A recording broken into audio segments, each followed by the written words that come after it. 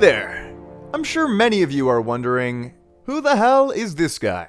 For those not in the know, I'm Chesh, the editor and producer of all of your favorite Forever DM productions, because I do all of them. Today, I am also your Dungeon Master. That's right, the Forever DM gets a break just this once. You're watching episode 1 of Fire and Blood, a mini-series covering some of the canonical historical events in the Forgotten Realms with some creative liberties that work some of your favorite characters' stories into the fabric of the world. Our story picks up after the Battle of the Cold Vale during the War of Silver Marches. The storyline was covered in the R.A. Salvatore novel Rise of the King, if you're interested in learning more. Or if you're lazy like me, I'll link the Forgotten Realms wiki page in the description. I hope you enjoyed this story of soldiers struggling to survive after a crushing defeat and the power of the bonds forged on the battlefield. Now, Mini-Me! Yo, what's up? Roll that sick-ass intro I made. War. War never changes.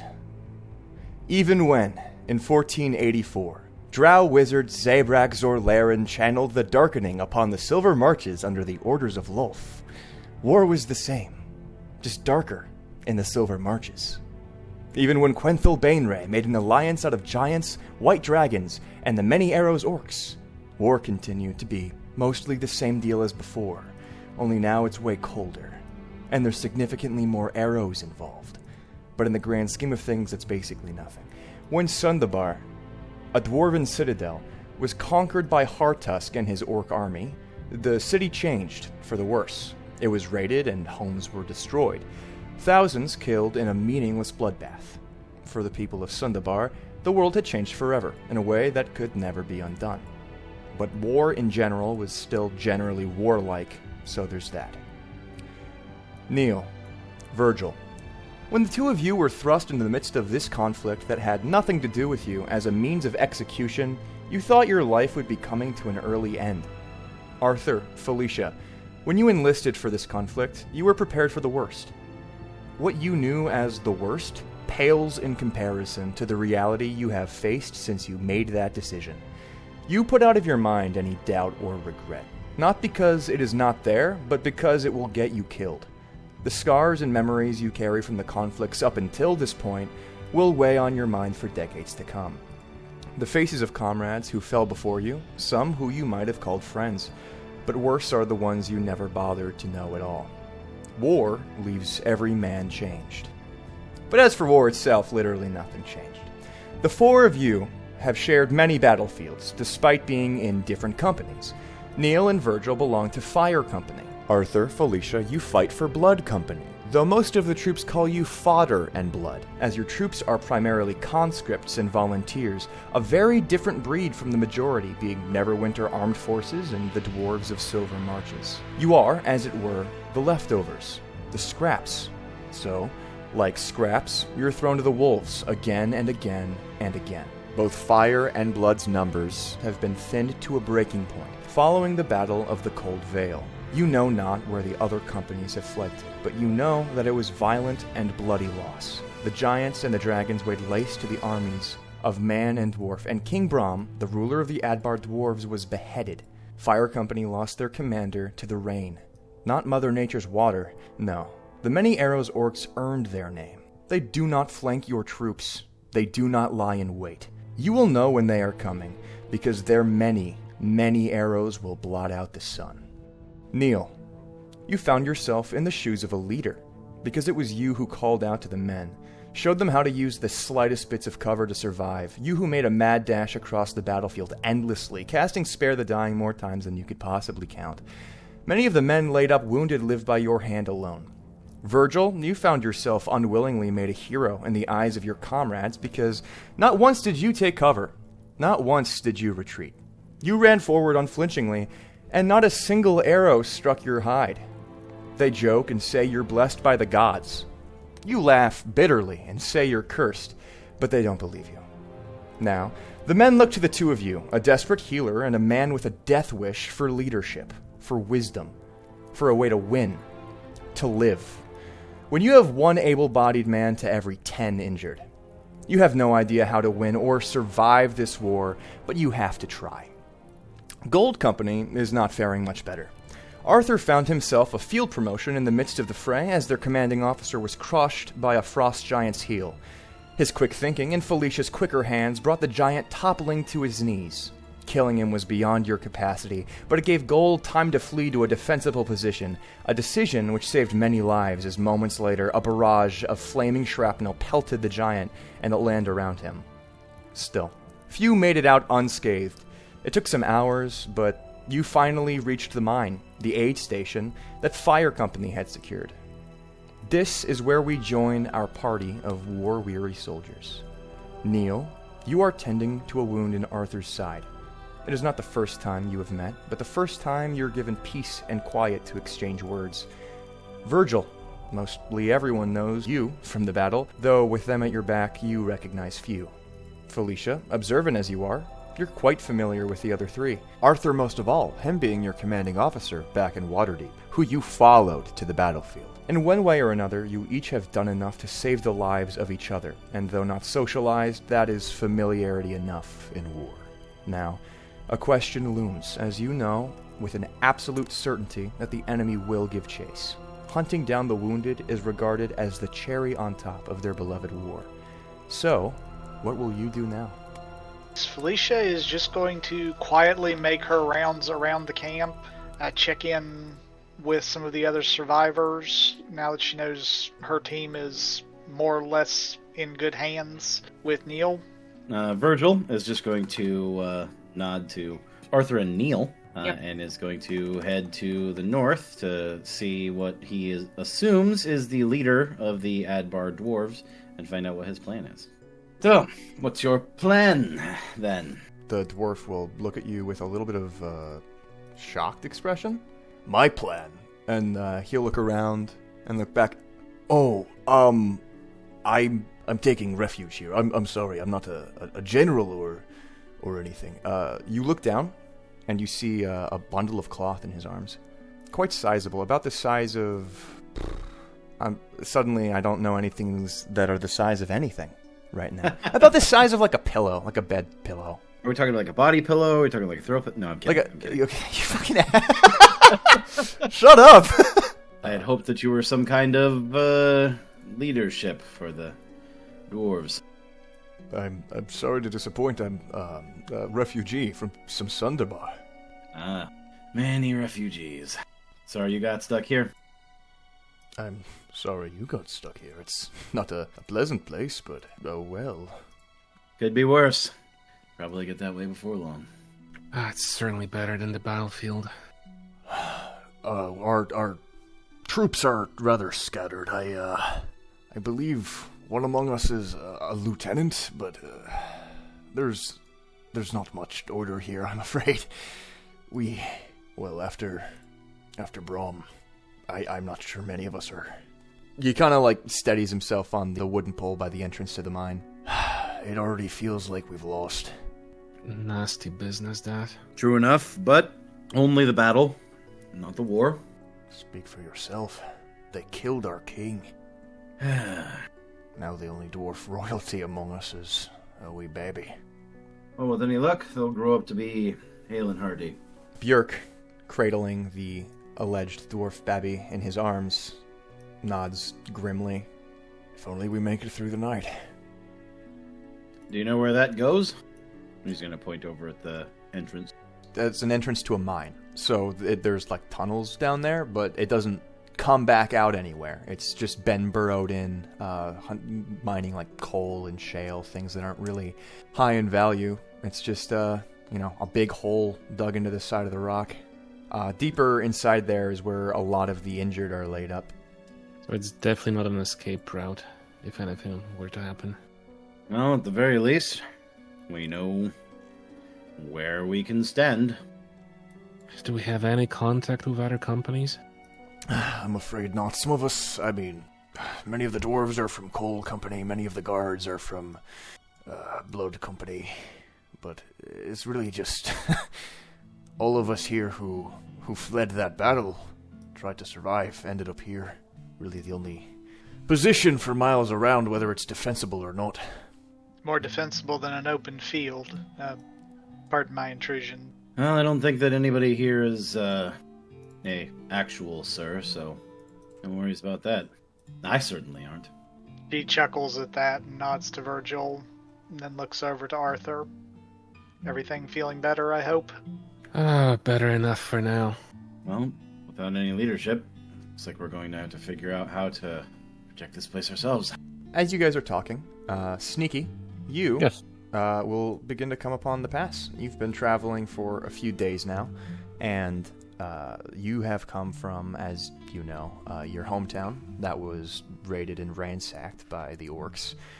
And you heard that this is where all of the people who are still fighting against the orcs of many arrows were located. And last you heard, they were doing pretty good. But as you traveled here, you passed through the battlefield of the Cold Vale, saw incredible volumes of dead on both sides. And it's here that you finally find your way to the same place as the remaining forces, much less strong in number than you had hoped. Hello? Yep. As you approach the gate, one of the dwarves will step forward, kind of eye you, and you'll just shake his head. You are clearly not an orc, and he'll just grunt and say, "Sorry to say, son, this is not a good time to join up, though we won't turn you down." What happened? I thought you were fighting well. An ambush. Ah, that would explain back there. They fell upon us at all sides. Arrows from every direction. There was no way to retreat. Just a wall of green flesh charging in. Giants. Dragons. Yes. That accursed white dragon with its drow rider? A slaughterhouse. Simple as. How many do you have here? Oh, the guard will look back over his shoulder and do a little bit of finger counting. 30 men that can stand. Maybe a little less. Your numbers definitely did seem to take a hit. Yeah, you definitely recall that though there were quite a lot of dead orcs on that battlefield, almost all of the bodies were covered in frost or crushed to a pulp in giant footstep-sized craters from a giant. So it seems that even though both sides took heavy losses, it was mostly due to the offensive of the orcs, the giants, the dragon. The same orcs who ransacked my home. And took your mother. Yes, and took my mother. That was also a fresh and bitter memory. Sorry to hear that, son. I'm afraid if you're insistent on staying, we could surely need a... He looks you up and down. The magic user, I assume, from your garb. Yes, actually, I do know a bit. Then you're very direly needed, but I'm afraid it's not going to be the last loss you suffer here. Sadly, I don't know much healing magic. Oh, we've got a healer. A real hell of a healer. I don't know what drives that one, but I'm not going to question it. Well, this definitely seems more secure than the open road. Hello. Well met. Better circumstances would have been a better meeting. That's for certain. We took quite a beating. Yes, I saw the battlefield. And the guard, gave you the gist of it from what I could overhear. Ambushed by the orcs and giants and dragons. Pretty much. Mind you, the dwarves here lost their king, so mind your words here. Yes, I will. As much as I do like your fortified station, I did happen to see the orcs on the battlefield that weren't dead, and they do appear to be regrouping. This may not be the safest place if they know we're here. That's what I was worried about. Leave it to orcs to spread like fungus and die just as difficult. Indeed. I don't know. They seem to die easy enough for some. And Virgil will kind of give a lopsided smirk. Alicia looks back at him and just nods. I know. Still, them organizing and getting on the move is only a good thing if they decide that they're not going to move in our direction. Given our current string of luck, what's the possibility of that actually going that direction? I don't know if we can move all of the wounded. We have more people that can't walk than can. Not enough people to carry the wounded? No. Neil? Was it? Yeah. Are you able to take stock of those who can move? Do you think we might be able to strike out and try and get away from this place, or would we just get caught in the open? Neil, you would know that it was pretty much the last breath of energy a lot of these guys had to get to this point. They were limping. Some of them are missing limbs. Their blood is low. They don't have enough food to replenish their energy. Trying to move them again this soon, I mean, hell, many died on the trip here and are strewn along the path from the battlefield, which, sadly enough, will make it even easier for the orcs to track your position. Trying to get out of here is guaranteeing a death sentence for at least half of the wounded. That's unacceptable. Sorry, I wish I had better news. Well, we can hope that our luck might actually take a change. As you guys are discussing, a new face will approach. This is a shorter halfling man, and though not, as ferocious or notable as Virgil, he fought well. Never turned and ran when it was not the right time. He looks at you. Listen, when we came through here, I don't know the path you took, but there's a series of ravines. If we're gonna hold a defensible position, it'll probably be there. Otherwise, they could just rain arrows over the walls and all of us would be dead. Yeah, the only alternative would be to try and make a stand inside of the mine, but that limits our swinging distance and definitely puts us in the line. Could make it a fallback position, at least. The ravine will be between their approach and here? I mean, it's the most direct line from the battlefield. Some of us went over the hills, but I can't imagine a military formation would do that. Yeah, from what I've seen, they do seem to take a straight line towards the nearest. What say you, Arthur? You're the closest thing that we have to a commanding officer. Well, you and Neil. Well, it's certainly better than nothing. I was thinking of perhaps sending a runner or two to scout the area, get a feel of the land, and see if we can find any other survivors, possible reinforcements. Well, if the orcs are rebuilding, then I'm guessing that the only survivors that we'll find are orcs, or those who are trying to flee themselves. And if they can flee, then they're not stuck here. The real question is, Arthur, he's gonna kind of move in close and quiet so that he can just talk to the people who are right here. I know that it might be signing the death sentence for a lot of the wounded, but there are a lot of capable people that could still make it out of here. I personally will stand and fight. I'm not running away. But do we want to give the others the opportunity? It's not a light decision to make. That's why I'm glad it's not mine. With respect, sir, I think it should be left up to the individuals. The company's broken enough as it is, but I think I can say confidently most of those who can stand and fight will stand and fight. I know I will. I know they haven't put our fire out yet. I don't think I could ever look my children in the eyes if I abandoned those people to die. What kind of example it would be? Well, sounds like we're married to it then. What's your name? He's gonna head over to the halfling. Jack. Alright, Jack. Do we have anything that we could use in these defenses? Something that we could put into the ravine? Any spare barrels of oil, smoke powder, I don't know, fire wine, anything? He looks around, furrows his brow for a moment. Well, I do recall there being a crane over on the ledge, lower and lifting crates and all that. It's a fucking coal mine. We've got barrels of coal here. When I was a lad, I made a bit of a sling out of a fishing rod. Real zinger, that one. You could put a hole right through an oak. I figure, give me a few of these dwarves, we could rig that crane.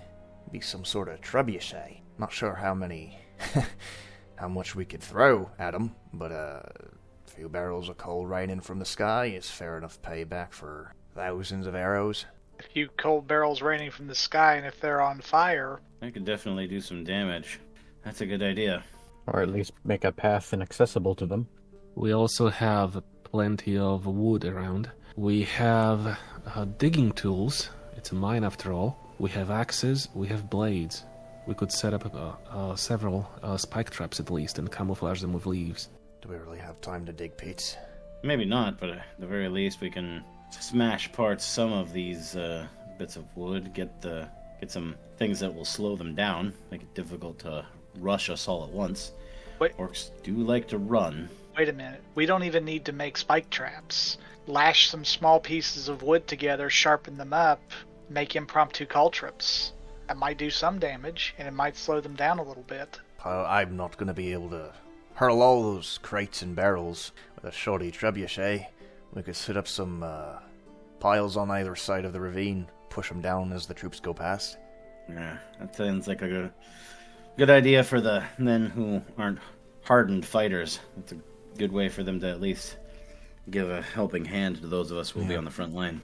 A good number of the people here are peasants who have been, staying in the military camp with you guys as their homes were completely destroyed, and they really have nowhere else to go. And with the amount of orcs that are patrolling the countryside at this point, it's not safe to go on alone. Camp followers. Mm-hmm. Could rig a few trees to fall on them if we had axes.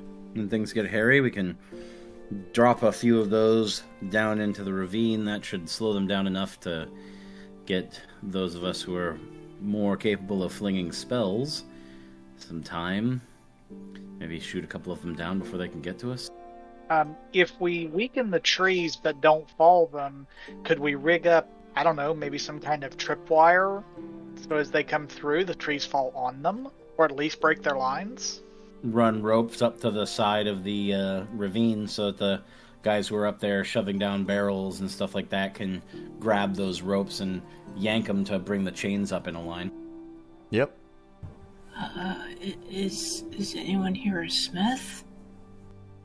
Jack will look around, just cup a hand to his mouth and go, "Any blacksmiths?" A couple of the peasants will put their hands up, along with every single dwarf. I had a thought. The chains, what kind of metal is it? A dwarf will walk over, and using his dwarfiness, he'll bite the chain, smack his lips, and go, "Iron." How much heat can it take before it gets fragile? Decent amount. What if you were to heat up all the chain, almost all of it, just not the ends, and make that the tripwire? When they show up, just release the chain extension and they'd have that burning cord to cross. Problem is, metals lose heat quickly, just as quickly as they heat up. Well, I would stay in the pit until the orcs were to be there. I don't belong here. I'm sure there's a lot of people who are saying the same thing, Neil, but not a lot of options to not be here. It's true. Belonging here aside, I for one am grateful that you are here. Your healing skills are most needed here. Jack nods. "I had an arrow in my leg. You took it out. I would have been dead." It's not much. Well, Neil, let me tell you this. I'm sure that my luck is going to run out eventually.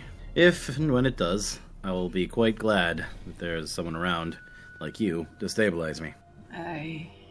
Anyone who needs that extra chance needs to take it. I won't say no to that. You're a strange one, Neil, but you're a lifesaver. And that's what this is all about, isn't it? A second chance for those people who are in the back, wounded. As long as we hold the line out here, no matter what it comes to, with any luck, they'll be satisfied and move on. The fire in them is almost out. I mean, their morale. I don't know if they would be ready yet, but if they see some kind of turn in the tide, they might rouse back. Well, And then he'll do more prayers to his deity. Which is why we should get to work rather than sit here all gloomy. Let's set an example. There's also something to say in this regard.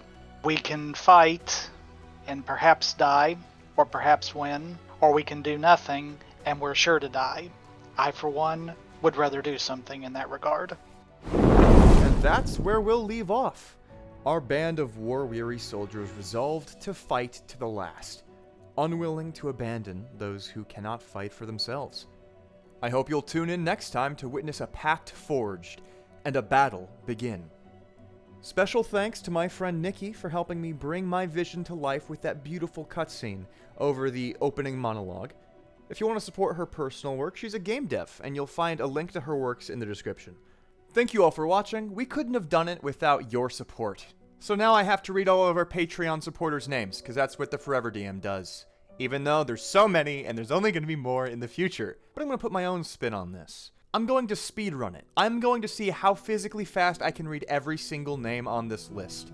And in the next episode, I'm going to see if I can beat my personal best. Starting now. Power tier: Dark Sarah, Darth Cavalier, Doodle Poodle, Eminon, Jay Jones, John the Wicked, Joshua Williams, Snaky GI, the Traveling Bard Extraordinaire. Why is your name so long? Planar tier: Ice Commander, Ice Dragon, Sparkler the Fabulous, Adventurer tier: All is Fiction, Bastion Falconwrath, Dragon Tempest, Jarnar 300, Justin, Katie, Mashapi Akinwall, Mystics, Ty Korjak, and V, Quest Giver tier: Breezebender, Chris Householder, Cold Brad, Dark Sarah, Jesse Labrie, Link FD, Kyla, Lunatic Overlord, Night Archer, Mitsuya VA, Odisti Hero, PPNT 807, God, Robert Edwards, Robert Mischief, Rio 1990, Sephiroth Kurosame, Sin for You, Y87. Fuck, Downsfall! Adrian, Blizzard Hawk, Bird of the Cage, Biz Adrian, Brett Bemis, Dylan Taylor, Doodle Poodle, Enrique, Gory Danky, Kazuko, Lonto 6, Love Vice Back, Mortar Dragon, Scott Stedman, Sense Backpack, Sergeant Humpty, Sherlock, Shuganja, Chomperzo, Wicked Ways in Air. Time. Whew. 40 seconds and change. I know I can do better next time. Special mention to Scion of Magnus and Sammy Wolf. And of course I can't forget our creative team, because I'm on it. Doodle Poodle, Nala Fontaine, Shadow Wolf, Scorpius 187, myself, my buddy Thriving Inferno, my friend Nikki for this video only, and the Forever DM, for once as a player. Thank you all for watching. Leave your complaints with my manager, and I'll see you next time. Bye.